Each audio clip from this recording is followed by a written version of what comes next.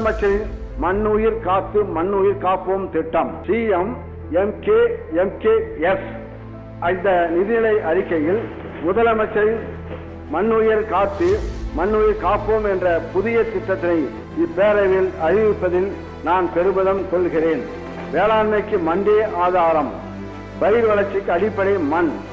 பயிர்களுக்கு தேவையான ஊட்டச்சத்துக்களை கிடைக்கக்கூடிய வடிவில் அளிப்பதும் மண் தான். பயிர்களின் வளர்ச்சி மண்ணின் வளத்தை சார்ந்தே அமைகிறது. பண்டைய காலத்தில் காடுகளை தேவைக்கேற்ப அழித்து வேளாண்மை செய்த போது நாளடைவில் உற்பத்தி குறைந்தது. அது மண்வளம் குன்றியதால் என்பதை உணர்ந்து நம் மூத்த குடிகள் வேறு இடங்களுக்கு இடம்பெயர்ந்து வேளாண்மை செய்தனர். தற்போதுள்ள தொழில்முறை வேளாண்மையில் ஒரே பயிரை தொடர்ந்து சாகுபடி செய்வதாலும் மண்ணிலிருந்து சத்துக்களை அதிகம் உறிஞ்சும் பயிர்களை சாகுபடி செய்வதாலும் மண்ணின் வளம் குறைந்து கொண்டே வருகிறது.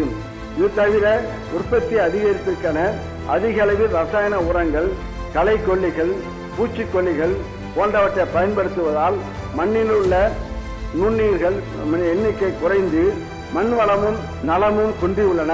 வேதி பொருட்களின் எச்சமில்லாத வேளாண் விளைபொருட்களே நமக்கு நல்லுணவு, அருமருந்து.